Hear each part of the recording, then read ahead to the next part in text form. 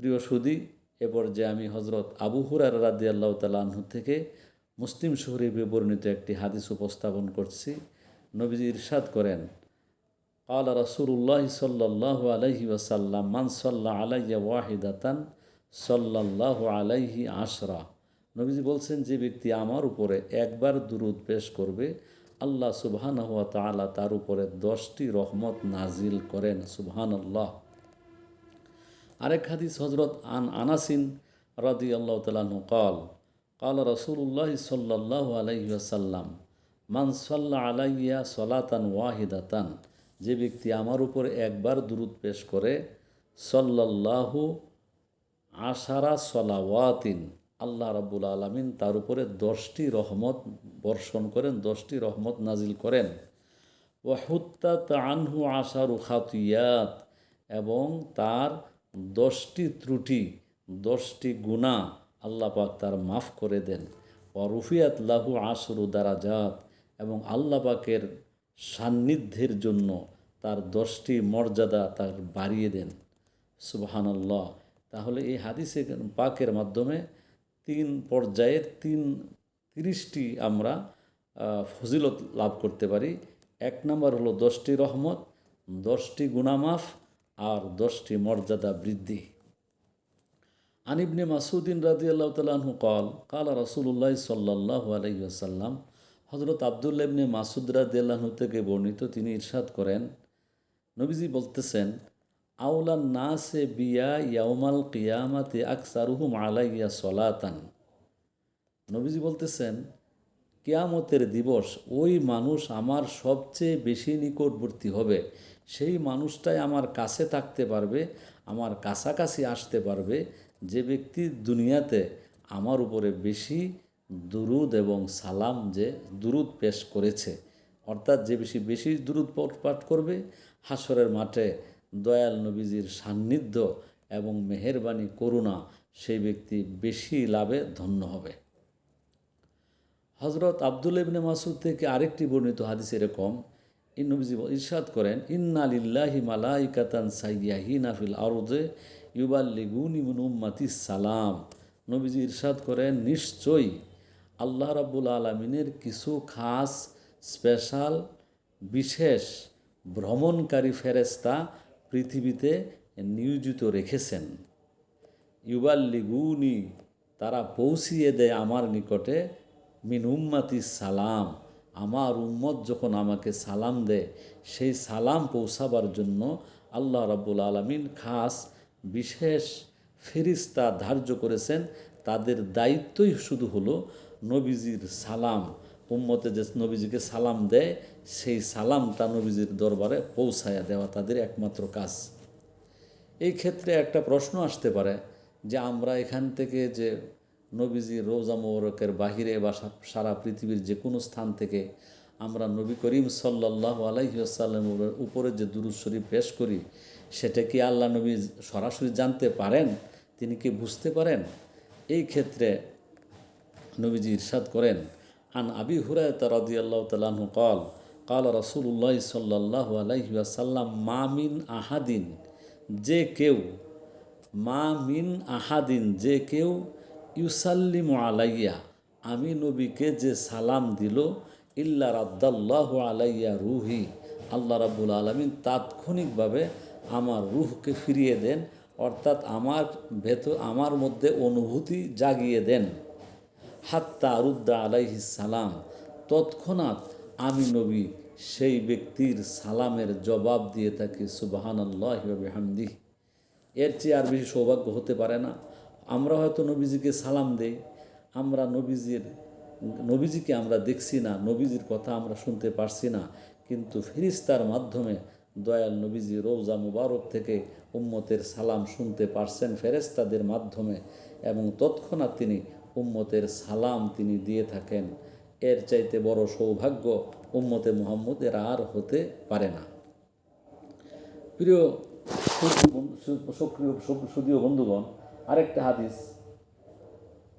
নবীজি ইরশাদ করতেছেন, সেটাও হজরত আবু হুরায়রা থেকে বর্ণিত। নবীজি ইরশাদ করেন, রাগিমা আনফু রাজুলিন যুকিরতু ইনদাহু ফালাম ইউসাল্লি আলাই। রাগিমা আনফু রাজুলিন, সেই ব্যক্তির অকল্যাণ হোক, জুকিরিতু ইন্দাহু, যার নিকট আমি নবীজির নাম উচ্চারিত হলো, ফালাম ইউসাল্লি আলাইয়া, আমি নবীজির নাম উচ্চারিত হওয়া সত্ত্বেও যে ব্যক্তি কৃপণতাবশত আমার উপরে দুরূদ পড়ল না, সেই ব্যক্তির অকল্যাণ হোক, সে ব্যক্তির অমঙ্গল হোক, সে ব্যক্তির ধ্বংস হোক। ওয়ারাগিমা আনফু রাজুলিন দাখালা আলাইহি রামাদান, যে ব্যক্তির নিকটে রমজান মাস সমাগত হলো অথচ সুম্মান সালাখা কাবলা ইউক ফারালাহ, তার গুনাহ মাফের পূর্বেই মাসটি চলে গেল, এই ব্যক্তির জন্য অকল্যাণ হোক। ওয়ারাগিমা আনফু রাজুলিন আদ্রাকা ইনদাহু আবাওয়াহুল কিবারা আও আহাদাহুমা ফালাম ইউদখিলাহুল জান্নাহ, এবং যে ব্যক্তি তার পিতা এবং মাতাকে বার্ধক্যে পেল, তারপরেও তাদের খিদমতের মাধ্যমে, তার সেবা যত্নের মাধ্যমে তাদের সন্তুষ্টি অর্জন করে সে জান্নাতে যাওয়ার যোগ্য হতে পারল না, সে ব্যক্তি ধ্বংস হোক, তারও অকল্যাণ হোক। তো শুধু এই হাদিসের মাধ্যমে জানতে পারলাম যে নবী করিম সাল্লাল্লাহু আলাইহি ওয়াসাল্লামের উপর দুরূদ শরীফ পড়া এবং তার নামের ইজ্জত করা, নবীজির নাম মুবারক যখন আমাদের সামনে উচ্চারিত হবে, সেই নাম মুবারকের তাজিম এবং সেই নাম মুবারকের বরকত এবং মহব্বতের কারণে আমরা যদি কল্যাণ পেতে চাই, তাহলে আমাদেরকে দুরূদ শরীফ পাঠ অব্যাহত রাখতে হবে। হজরত আবু তালহা রাদিয়াল্লাহু আনহু থেকে আরেকটি বর্ণিত হাদিস, হজরত জিবরাইল আলাইহিস সালাম যা জাতা ইয়াউমিন কানা রাসূলুল্লাহ যা জাতা ইয়াউমিন ওয়াল বিশরু ফি ওয়াজহি, নবীজি সাল্লাল্লাহু, আবু তালহা রাদিয়াল্লাহু আনহু বলেন, নবীজি একদিন আমাদের মাঝে এলেন, ওয়াল বিশরু ফি ওয়াজহি, নবীজির চেহারার মধ্যে আনন্দের ঝলক লেগেছিল। ফাকালা, তখন তিনি বললেন, আন্নাহু জাআনি জিবরাইলু, ইতিমধ্যে জিবরাইল আলাইহিস সালাম আমার নিকট এসেছেন। ফাকাল, এসে তিনি বললেন, ইন্না রাব্বাকা ইয়াকুল, আপনার রব আল্লাহ জাল্লা শানু আপনাকে উদ্দেশ্য করে তিনি এই কথা বলেছেন, আমা ইউরদিকা ইয়া মুহাম্মদ, হে মুহাম্মদ, আপনি কি তাতে সন্তুষ্ট নন, আপনি কি তাতে খুশি নন, আপনি কি আনন্দিত নন যে আল্লাহ ইউসাল্লি আলাইকা আহাদুম মিন উম্মাতিকা, আপনার উম্মতের যে কেউ আপনার উপরে দুরূদ পেশ করবে একবার, ইল্লা সাল্লাইতু আলাইহি আশরান, আমি আল্লাহ খুব সন্তুষ্ট হয়ে তার উপরে 10টি রহমত নাজিল করে দিব।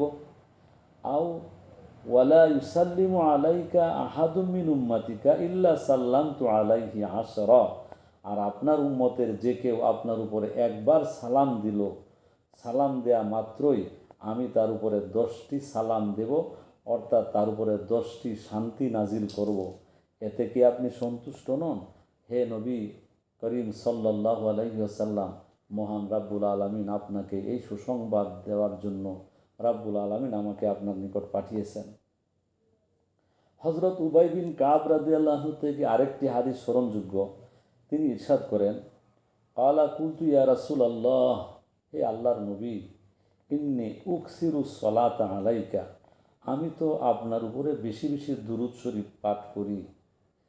ফাকাম আজআলুলাকা মিন সলাতি, আমি আপনার জন্য কি পরিমাণ দুরূদ শরীফ পাঠ করতে পারি, বা কতক্ষণ কি পর্যন্ত কতটুকু পরিমাণ দুরূদ শরীফ আপনার জন্য আমার পাঠ করা দরকার আপনি মনে করেন?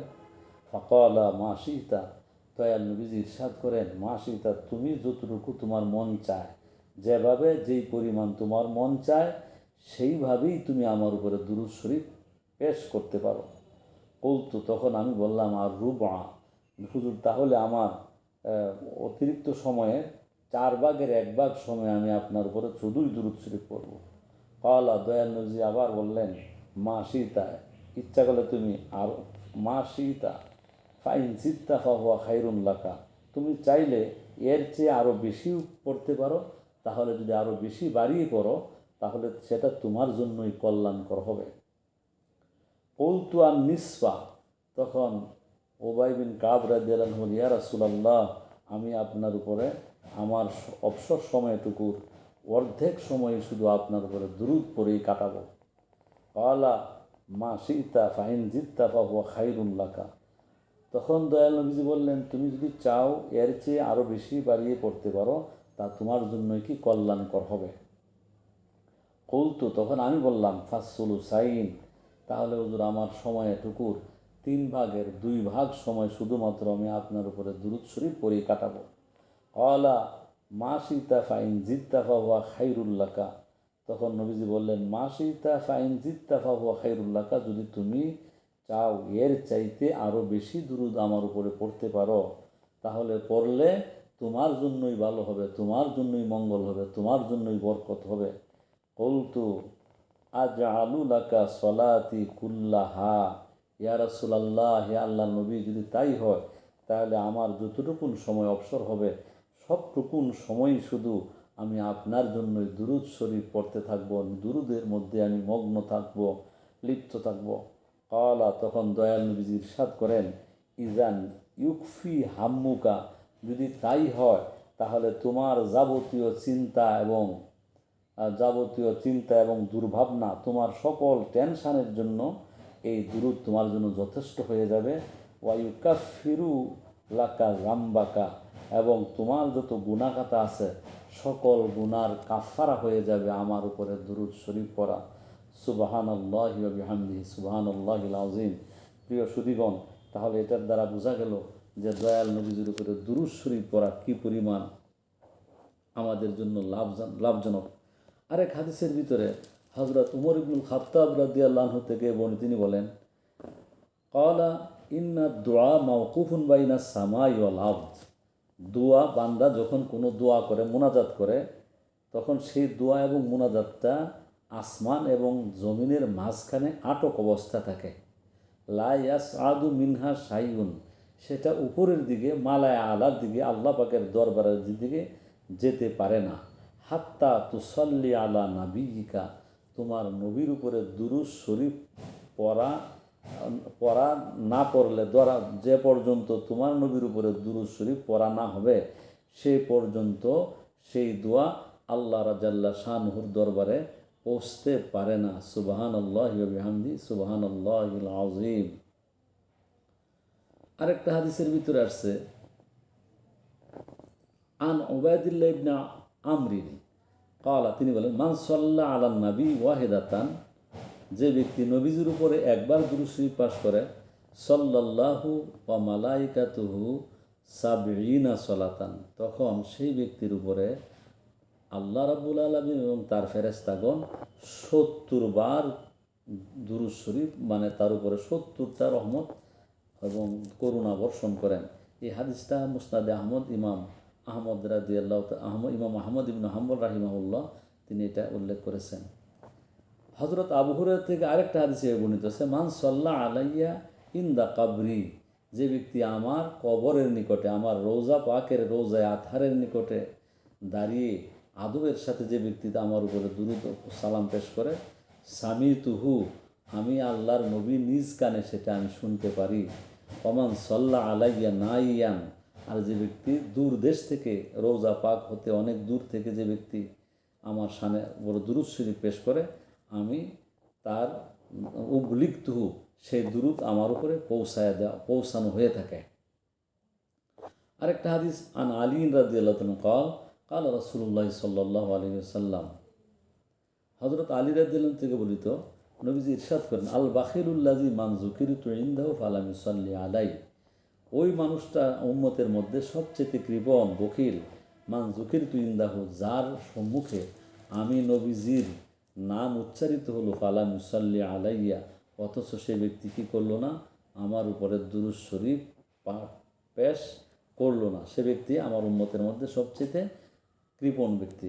তো মুহতারাম হাজিরিন, এই সমস্ত হাদিসের দ্বারা আমরা যা বুঝতে পারলাম, আমাদের অবিরাম দয়াল নবীজির উপরে দুরূদ শরীফ পাঠ করা দরকার কয়েকটি কারণে: আল্লাহ পাকের রহমত পাওয়ার জন্য, আল্লাহ পাকের মাগফিরাত পাওয়ার জন্য, এবং আমাদের মর্যাদা বৃদ্ধি পাওয়ার জন্য, আর আখেরাতে হাসরের মাঠে কঠিন দিনে, সেই কঠিন নিদানকালে যেদিন সমস্ত মানুষ সবাই একজন আরেকজনকে বলেছে, আল্লাহ বলতেছেন ইয়াউমা ইয়াফিরুল মারউ মিন আখিহি ওয়া উম্মিহি ওয়া আবিহি ওয়া সাহিবাতিহি ওয়া বানিহি, পিতা মাতা স্বামী স্ত্রী ভাই বন্ধু একজন আরেকজন থেকে যখন ছুটে পালাতে থাকবে, কেউ কারো পরিচয় দিবে না, কেউ কাউকে সন্ধানও করবে না, খবর নিবে না, সেই মুহূর্তে কোনো মানুষ যদি দয়াল নবীজির একবারে পাশে থাকে তাহলে সে দয়াল নবীজির সুপারিশ পেয়ে সে মানুষটা ধন্য হয়ে যাবে।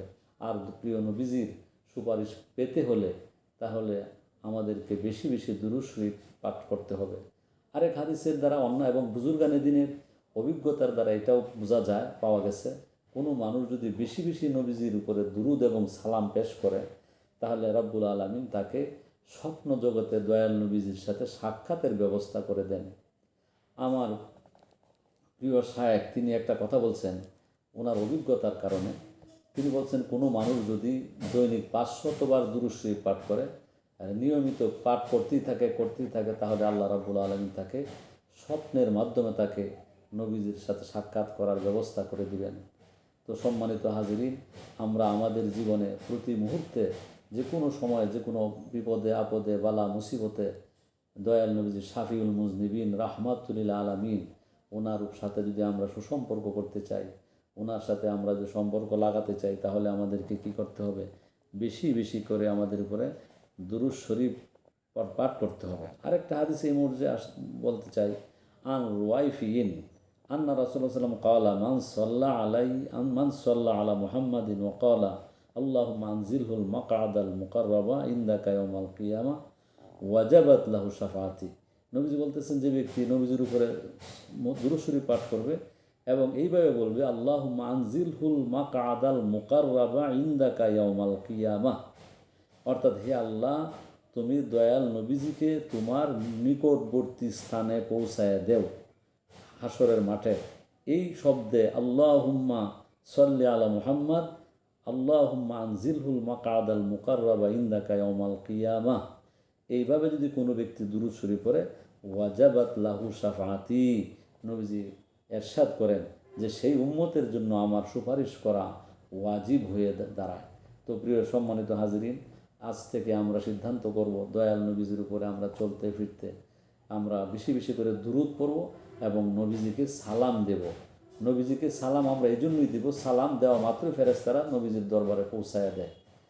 এখন এই দুরূদ শরীফের উপরে আরও অনেক অনেক মাসলা মাসায়েল আছে, সেগুলো আমরা পর্যায়ক্রমিকভাবে ধারাবাহিকভাবে আমরা আলোচনা করতে চেষ্টা করব। আল্লাহ রাব্বুল আলামিন আমাদেরকে এই সংক্ষিপ্ত আলোচনা যেন কবুল করেন। আল্লাহুম্মা তাকাব্বাল মিন্নি ইন্নাকা আনতাস সামিউল আলিম ওয়া তুব আলাইনা ইন্নাকা আনতাত তাওয়াবুর রহিম।